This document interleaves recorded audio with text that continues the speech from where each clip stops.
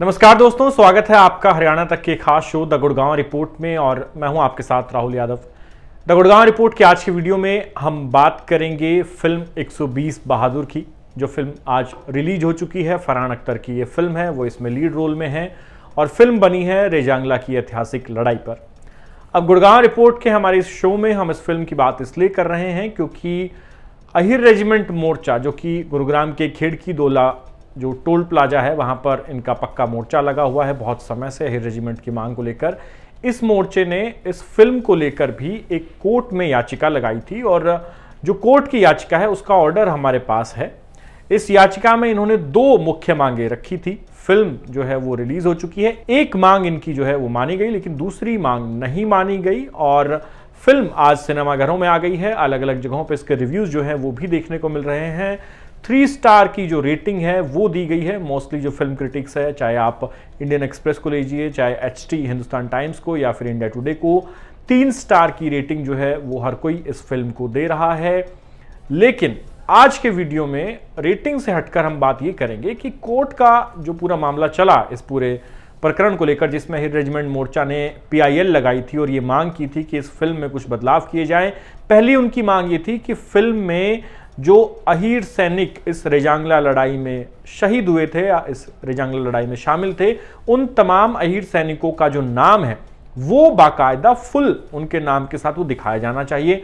दूसरी मांग उन्होंने ये रखी थी कि फिल्म का नाम जो है वो 120 बहादुर से हटाकर 120 वीर अहिर किया जाना चाहिए।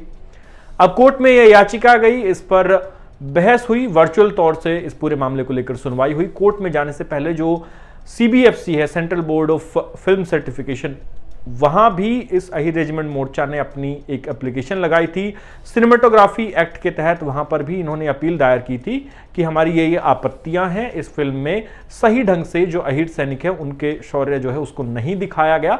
इस तरह की बातें, इस तरह के आरोप इन्होंने लगाए थे और ये दो मांगे इन्होंने वहां भी रखी थी।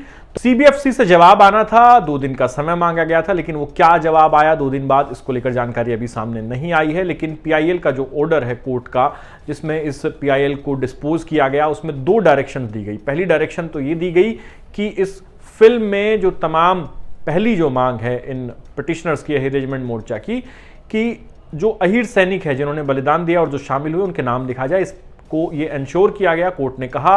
और बाकायदा जो निर्माता निर्देशक है उनकी तरफ से जब वकील पेश हुए तो उन्होंने वो स्क्रीनशॉट भी कोर्ट को दिखाया जहां पर उन्होंने इन तमाम सैनिकों के नाम फिल्म में लिखे हुए हैं और कहा है कि ये जो मांग है ये मान ली है। तमाम जो सैनिक है उनके नाम एज इट इज जो रिकॉर्ड में थे वो हमने दिखाए हैं। दूसरी मांग जहां तक फिल्म का नाम बदलने की थी उस पर सहमति नहीं बनी। कोर्ट ने भी यही कहा, क्योंकि ये जो PIL है ये रिलीज से कुछ दिन पहले यानी 2 से 3 दिन पहले कोर्ट में लगाई गई थी। तो कोर्ट ने कहा कि अब उतना वक्त भी नहीं बचा कि फिल्म के नाम को लेकर कोई निर्णय दिया जाए, लिहाजा हम इस पूरे मैटर को डिस्पोज ऑफ करते हैं, यानी उस PIL को डिस्पोज ऑफ कर दिया गया।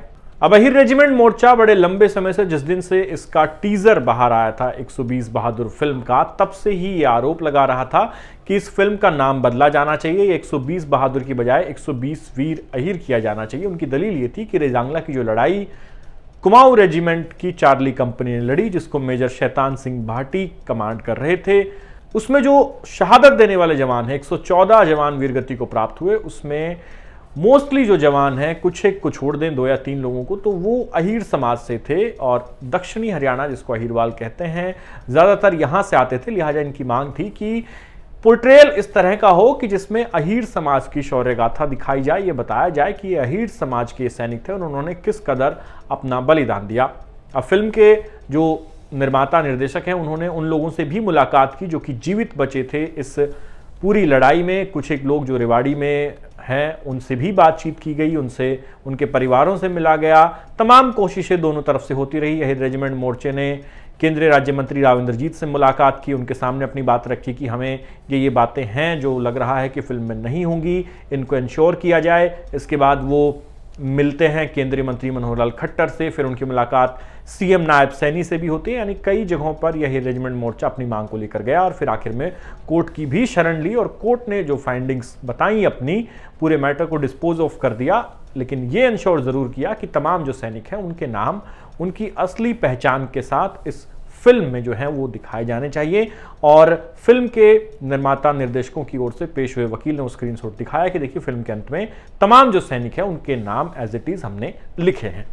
हालांकि संयुक्त रेजिमेंट मोर्चा की ओर से यह भी मांग की गई थी कि उनकी ये जो तमाम डिमांड्स हैं, जब तक इन पर कोई बात नहीं बन जाती, कोर्ट की कोई रूलिंग नहीं आ जाती या फिर तब तक ये मामला सेटल नहीं हो जाता, तब तक इस रिलीज को टाला जाए। लेकिन रिलीज को नहीं टाला गया। फिल्म आज सिनेमाघरों में आ चुकी है। कोर्ट ने अपने इस डिस्पोज करते हुए इस PIL को कहा था कि हम रिलीज जो है वो नहीं टाल रहे हैं और फिल्म को रिलीज होने दिया जाएगा। उनकी जो एक मांग मानी गई कि इन तमाम लोगों के जो नाम है वो जरूर लिखे जाएंगे। साथ ही कोर्ट ने यह भी कहा है कि यदि कोई और मॉडिफिकेशन आपको करवानी है, आपको कुछ और गलती लगती है या फिर कोई और बात है, तो आप कोर्ट को रिविजिट कर सकते हैं। और कहा है निर्माता निर्देशकों को कि आप जो है उस बात पर गौर करेंगे, यानी कि आप पल्ला नहीं झाड़ेंगे। अगर ये कोई और इस तरह का इनको लगता है सही ग्राउंड पर कि ये छेड़छाड़ हुई है इतिहास से, उस तरह की बात को ये लेकर सामने आते हैं, तो फिर फिल्म के निर्माता निर्देशक इनकी बात को सुनेंगे और उस पर विचार विमर्श जरूर करेंगे।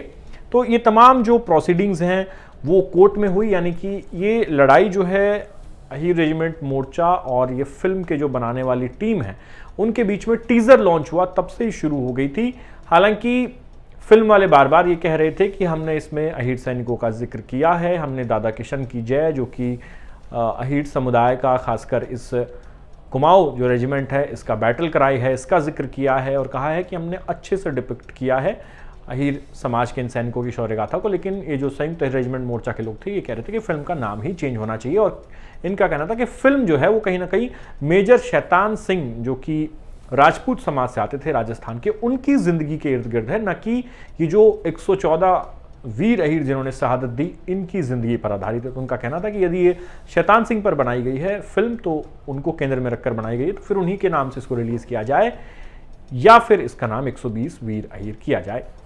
बहरहाल ये फिल्म अब सिनेमाघरों में आ गई है। आप में से जिन ने फिल्म देखी है या देखने का मन बना रहे हैं तो वो कमेंट सेक्शन में लिख के बताइए कि इस पूरे मामले पर आपकी क्या राय है। और जो फिल्म देख चुके हैं वो फिल्म को लेकर भी अपनी राय बता सकते हैं। हम भी आपसे उम्मीद करते हैं कि आपको ये वीडियो हमारा पसंद आया होगा। तो गुड़गांव रिपोर्ट के अगले एपिसोड में आपसे फिर मिलेंगे। तब तक के लिए देखते रहिए हरियाणा तक। धन्यवाद।